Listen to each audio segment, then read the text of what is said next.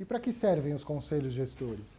Bom, considerando o acúmulo que a gente teve, um certo acúmulo, para responder a primeira questão sobre o que são os conselhos, a gente pode entender de forma bastante quadrada, formal mesmo, que os conselhos eles servem para que diferentes grupos sociais sejam representados nas reuniões que acontecem nesse espaço. Essa está correto, né? E eles facilitam bastante para que essa representatividade efetivamente aconteça. Mas a gente se confortavelmente sentar sobre essa definição de conselhos, ou essa concepção de conselhos, nos limita em relação a uma potencialidade que esses espaços têm, que é de promover um ajuste fino entre os objetivos legalmente instituídos da unidade de conservação e as expectativas, as necessidades, a dinâmica do território que envolve essa unidade de conservação.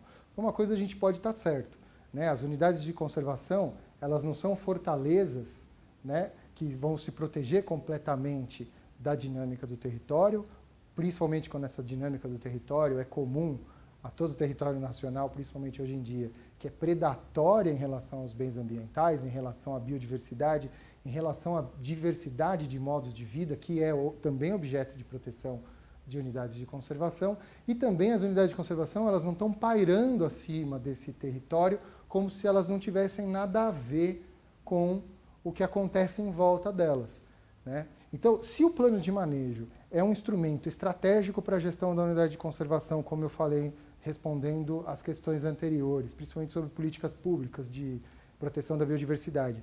Se o plano de manejo ele é importante para gerir a unidade, mas ele tem um alcance restrito ao território da unidade, avançando em vários aspectos ao que a gente chama de zona de amortecimento, que é aquela parte que envolve diretamente a unidade de conservação, né, ele fica um pouco limitado, embora ele tenha condições, mas ele fica um pouco restrito a esse território. Ele não transborda necessariamente a zona de amortecimento para além.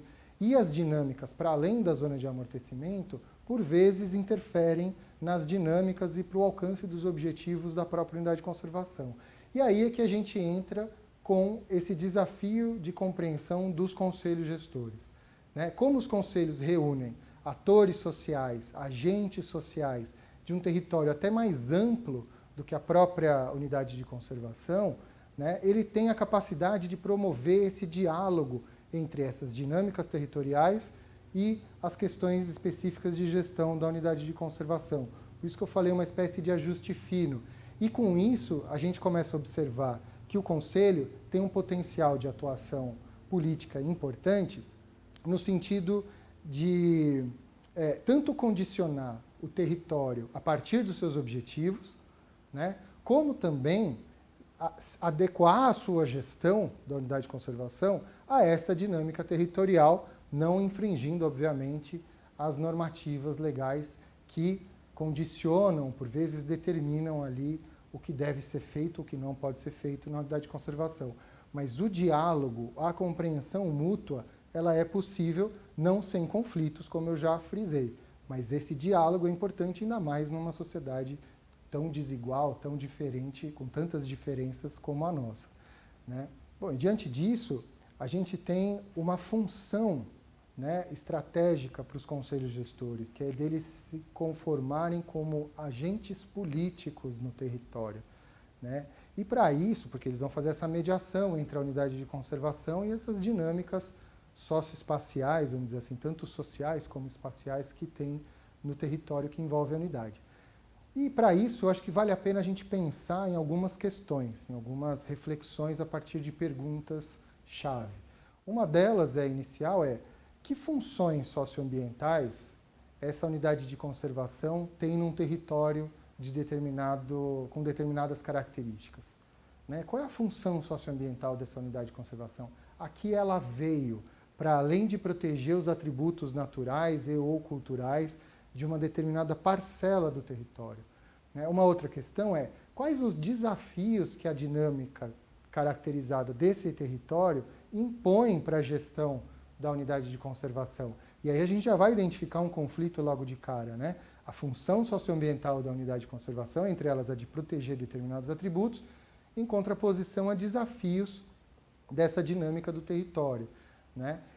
Uma terceira pergunta existe a possibilidade da unidade de conservação incidir positivamente nessas dinâmicas territoriais, ajudando a enfrentar os desafios desses territórios, né? Por mais que a gente diga que, a priori, a unidade de conservação não tem nada a ver com a dinâmica do território onde ela está inserida, aí eu lembro aquelas duas afirmações. A unidade não é nenhuma fortaleza e não precisa ser vista como pairando sobre o território, solta no ar, né? Ela está imersa na realidade concreta, na realidade histórica daquele território. Então ela faz parte disso, precisa, portanto, lidar com isso. A melhor forma de lidar são os conselhos de acordo com a normatividade vigente no que diz respeito a essas políticas públicas. E aí uma última questão é, seria possível a unidade de conservação, por meio dos conselhos gestores, ou por meio do seu conselho gestor em específico, construir uma agenda, né, política de enfrentamento desses desafios que o território apresenta e que interferem, pressionam negativamente a biodiversidade ou a sociobiodiversidade protegida ali? Só um parênteses, sociobiodiversidade é tanto a diversidade de modos de vida como a diversidade biológica, a diversidade de modos de vida, principalmente no que diz respeito a comunidades tradicionais, povos originários e assim por diante, né? Então, nessa questão da agenda, é uma agenda tanto em termos de ação, como uma agenda de compromissos, né? Como a gente constrói às vezes alguns de nós têm uma agenda ali em que vai anotando os compromissos. É possível a unidade de conservação, por meio do seu conselho gestor, construir uma agenda desse tipo, né, com os compromissos, a partir da resposta a essas questões que eu coloquei inicialmente para refletir, né, e atuar politicamente no território?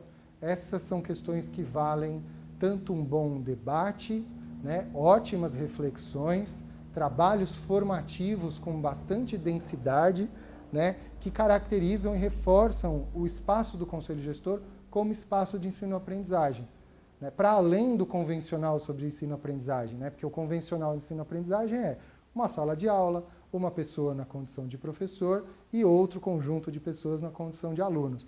Espaço de ensino-aprendizagem, no caso dos conselhos gestores, é uma educação não formal, né? Ou seja, existe a intencionalidade pedagógica por parte de alguém que conduz um processo formativo a partir de questões como essa, por exemplo, né? E os próprios participantes desse processo formativo, mobilizando os seus próprios repertórios no debate para responder essas questões, vão formando uns aos outros, né? Então é um processo de formação mútua muito rico, o que corrobora aquela minha tese de que são espaços de ensino-aprendizagem propícios para uma educação ambiental de qualidade.